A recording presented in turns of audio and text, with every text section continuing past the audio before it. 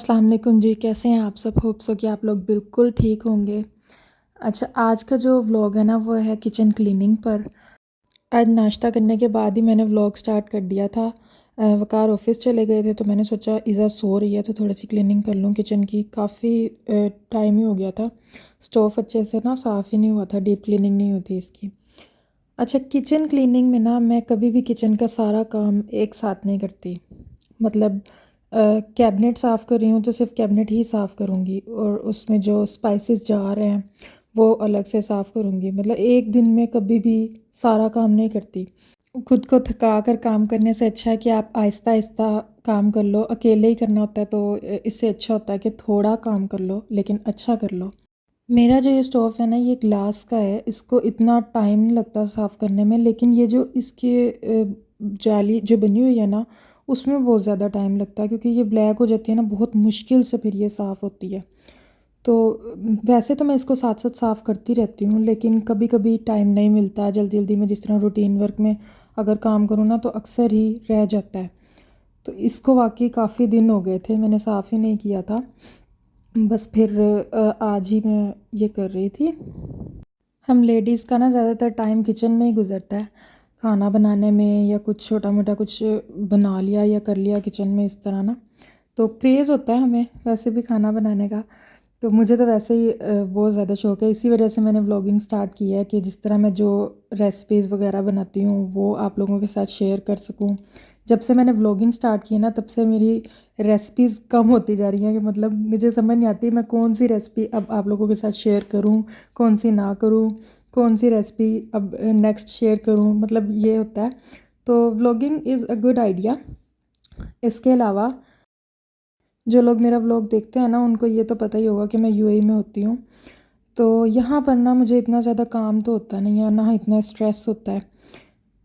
ये होता है कि ज़्यादा टाइम बच जाता है, काम करने के बाद भी ना काफ़ी टाइम बच जाता है, तो इस वजह से मैंने व्लॉगिंग स्टार्ट की और आप लोगों के साथ व्लॉग शेयर करना स्टार्ट किए। रेसिपीज़ के साथ साथ मैं आप लोगों के साथ ना और भी अपनी जो लाइफ रूटीन है, डेली रूटीन जो है मैं अपनी वो शेयर करती रहती हूँ। हम लोग बेसिकली यूएई में ना अलैन में होते हैं, तो अलैन में इतनी घूमने फिरने की जगह नहीं है, तो जब हमें घूमना फिरना होता है या फिर कोई आउटिंग वगैरह करनी होती है ना तो अबू धाबी या दुबई जाना पड़ता है शॉपिंग के लिए। हाँ, अलैन बेस्ट है, रिज़नेबल भी है, इतना कॉस्टली नहीं है। मतलब अगर शॉपिंग करनी हो तो मुझे मज़ा आता है। दुबई भी बहुत अच्छा है, दुबई में भी वैरायटी ज़्यादा है मतलब लेकिन अलैन में कॉस्टली नहीं है, अलैन का ये है रिज़नेबल है। अगर रेंट वगैरह के हिसाब से देखा जाए ना तो यहाँ पर 1 बेडरूम हॉल भी इतना एक्सपेंसिव नहीं पड़ता as compare to Abu Dhabi और दुबई। अच्छा, यहाँ आप लोगों के साथ गपशप करते करते ना मैंने अपना स्टोव भी बिल्कुल क्लीन कर लिया है और बस ये इसकी ग्रिल में वॉश कर रही हूँ और कपड़े के साथ ना ड्राई करके थोड़ी देर के लिए रख दूँगी। जब ये ड्राई हो जाएंगी ना तो मैं उसको स्टोव पर लगा दूँगी। साथ ही मैं सिंक भी क्लीन कर देती हूँ क्योंकि ऑयली हो जाता है ना तो फिर वो दाग वगैरह ना इस पर लग जाते हैं, येलो येलो से ना अच्छे नहीं लगते फिर। बस यहाँ पर ना ग्रिल्स भी ड्राई हो गई थी और मैंने उनको स्टोव पर रख दिया था। अच्छा, इसी शेल्फ़ पर ना मैंने एक प्लांट रखा हुआ है, आर्टिफिशियल प्लांट। उसके जो लीव्स हैं ना वो ऑयली हुए हुए थे, बहुत ज़्यादा ऑयल गिरने की वजह से। पराठा वगैरह बनाओ या सालन बनाओ ना उसके छींटे लग जाते हैं, तो उसको भी मैं साथ ही क्लीन कर रही हूँ। इसका क्लीनिंग का वैसे बेस्ट वे यही है कि आप गीले कपड़े से आप इसको क्लीन कर दो। जो ये मैं कपड़ा यूज़ कर रही हूँ ना यही वाला, इससे क्लीन कर दो तो मतलब ना बिल्कुल ईज़िली क्लीन हो जाता है ये। मैं कहती हूँ अगर किचन में आपका स्टोव क्लीन है ना तो आधा काम तो समझे ख़त्म है। अच्छा, यहाँ पर ना ईज़ा भी उठ गई थी। अच्छा, ईज़ा को ना मैं ये चेरी वाली वो योगर्ट देती हूँ, इसको ना ये वाली योगर्ट बहुत पसंद आती है। वैसे तो इसके लिए मैंने एग बॉयल किया था लेकिन इसको एग पसंद नहीं आया नाश्ते में, तो फिर मैंने इसको ये योगर्ट दी है। ये बहुत शौक़ से खाती है ये वाली योगर्ट ना। साथ साथ इधर टीवी देख रही है और कार्टून, अपने फेवरेट कार्टून देखती है ये। और साथ ही ना मैं इसको कुछ ना कुछ देती रहती हूँ थोड़ी थोड़ी देर बाद। फ्रूट्स मैं इसकी डाइट में ज़रूर रखती हूँ, कोई भी फ्रूट हो। बनाना बहुत शौक़ से खाती है ये। तो पहले तो मैं इसको मैश करके दे देती थी, उसमें थोड़ा सा दूध डाल कर ना, लेकिन अब ये वैसे भी इसको मैं हाथ में पकड़ा देती हूँ और ये वैसे ही खा लेती है छोटी छोटी बाइट लेकर ना। बस ये इसको मैं योगर्ट दे रही थी और साथ साथ ये अपने टॉयज़ के साथ भी खेल रही थी और कार्टून भी देख रही थी। ब्लॉग्स मैंने इसके ना डिफरेंट डिफरेंट टाइप्स के लिए हैं, मैं लर्निंग ब्लॉग्स। अब बड़ी हो रही है ना, तो मैं मेरी कोशिश होती है कि इसको लर्निंग जो टॉयज़ है ना वो इसको लेकर दूँ। अब यहाँ पर मैं ये वाले टॉयज़ जो है ना मैंने रिसेंटली लिए हैं इसके लिए, ताकि ये सीखे और इनको एडजस्ट करे खुद से। और अब खुद से कर भी लेती है, पहले नहीं करती थी, अब खुद ही लगा लेती है और खुद ही उतार देती है। दोबारा दोबारा मैं उसको उतार के देती हूँ और खुद ही ये लगा लेती है। बस अपने टॉयज़ के साथ प्ले करते करते ना ये खाना भी आराम से खा लेती है, वरना ये खाती ही नहीं है इतना कुछ ना। मतलब जिस तरह कभी मूड हो तो खा भी लेती है, वरना बहुत मुश्किल से ही खाती है। शाइज़ा को नाश्ता करवाने के बाद ना मैं किचन में आ गई थी। शाम के लिए मैंने खाना तैयार करना था, तो आज शाम मैं आलू पालक बनाने वाली हूँ। तो इसके लिए बस मैं आलू पालक कट करके ना पहले से ही रख देती हूँ, ताकि इसके अंदर जो मिट्टी वगैरह हो ना, जब मैं धोऊँ इसको तो वो निकल जाए और पानी इसका ना अच्छे तरीके से खुश्क हो जाए। वरना जब सालन में बनाओ ना तो पानी छोड़ देता है ये। यूजली मैंने जब सालन बनाना होता है ना तो मैं दिन के टाइम ही बना लेती हूँ। वकार के आने से पहले पहले ही ना सालन वगैरह बना के और आटा वगैरह गूंद कर ना रेडी करके रख देती हूँ। बस शाम को रोटी बनानी होती है, या जब वो आते हैं ना तो शाम की चाय का टाइम होता है, मैं चाय के साथ ही कुछ ना कुछ कर लेती हूँ। निम्को रख देती हूँ या समोसे वगैरह बना लेती हूँ। आज मैं आपके साथ समोसों की रेसिपी भी शेयर करने वाली हूँ। और समोसे तो इजीली बन जाते हैं, मतलब समोसा फोल्ड कैसे करते हैं ना वो मैं आपसे शेयर करने वाली हूँ। अच्छा, मैं ना आटा थोड़ी देर गूंद के ना 15-20 मिनट के लिए रख देती हूँ और उसमें ना ऑयल डाल देती हूँ। 2 टेबलस्पून ऑयल डाल देती हूँ ताकि ना वो सॉफ्ट हो जाए।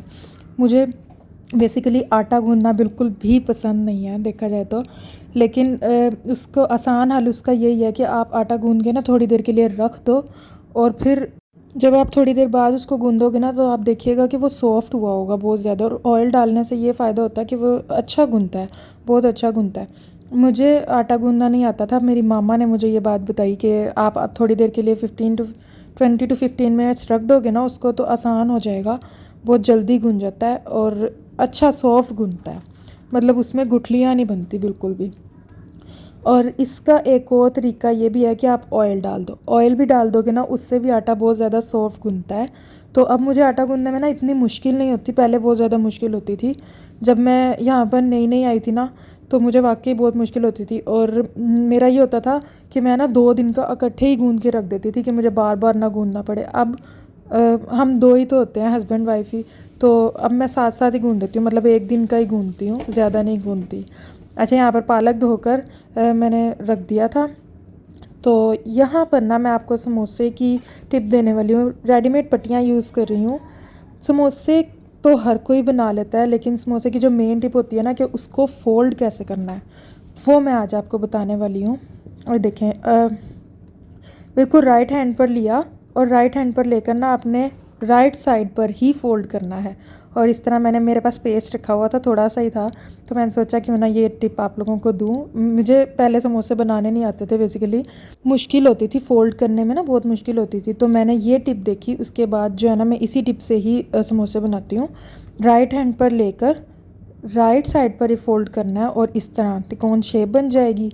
बस पेस्ट डालकर आप ऑयल पानी से भी बंद कर सकते हैं, अंडे से भी कर सकते हैं। अगर मैंने यहाँ पर थोड़े से ही समोसे बनाने थे तो मैं ना पानी लगा लेती हूँ। पानी लगा के ना, अगर आपने उसी टाइम में फ्राई करना है तो आप पानी लगा सकते हैं, एग भी लगा सकते हैं, कुछ भी लगा कर ना वो फ्राई कर लें। अच्छा, यहाँ पर एक और टिप दूंगी, अगर आप लोगों ने मैदे के समोसे बनाने हैं ना, ये तो मैंने पट्टियाँ रेडीमेड पट्टियों के बनाए थे ना, अगर आप लोगों ने मैदे के समोसे बनाने हैं तो उससे ना हमेशा घी में फ्राई करें, कभी भी ऑयल में फ्राई ना करें। ऑयल में फ्राई करते हैं ना तो वो हार्ड हो जाते हैं, और अगर आप घी में फ्राई करते हैं ना तो उसमें सॉफ्टनेस रहती है। तो मैदे वाले जो है ना वो इसी तरह ही अच्छे रहते हैं। बस यहाँ पर मेरे समोसे वगैरह भी फ्राई हो गए थे, और साथ ही मैंने ना इसके साथ ही चाय रख दी थी, वकार भी आ गए थे, शाम का टाइम है ये। और मैंने समोसे, मेरे पास ना पट्टियाँ रखी हुई थी तो इस वजह से मैंने बना लिए, थोड़ी सी थी, बाकी जो पट्टियाँ बच गई थी ना उसको मैं शॉपर में डाल कर ना रख देती हूँ। डिलाइट की पट्टियाँ मैं यूज़ करती हूँ। और इसको कभी भी मैं फ्रिज में नहीं रखती, फ्रीज़र में रखती हूँ, क्योंकि फ्रीज़र में ना आप निकालोगे थोड़ी तकरीबन 15 मिनट भी ना बहुत है, 15 मिनट भी अगर आपने बाहर निकाल के रख दिया ना ठीक है। अगर आप फ्रिज में रखते हो ना तो वो पानी सा आ जाता है उसके ऊपर, वो ठीक नहीं होता और पटरी टूट जाती है उससे ना। हम पाकिस्तानियों को ना आदत होती है शाम के टाइम चाय के साथ कुछ ना कुछ हल्का फुल्का ना ज़रूर होना चाहिए। तो मैं कुछ ना कुछ बना कर ही रखती हूँ, कभी रोल बना लेती हूँ, चिकन रोल, कभी स्पेगेटी बना लेती हूँ, तो चाय के साथ कुछ ना कुछ मैं बनाती ही रहती हूँ। बस यहाँ पर मेरी चाय भी बिल्कुल तैयार थी और समोसे आप देखें कितना ज़बरदस्त कलर आया है इनका ना, फ़्रेश फ़्रेश तो वैसे ही बहुत अच्छा फ्राई होकर लग रहे थे। बस यहाँ पर ना साथ ही मैंने ईज़ा को ना कपकेक दे दिया था, वो उसने चाय में डिप करके हमारे साथ ही खा लिया था। केक ना वो चाय के साथ बहुत शौक़ से खाती है।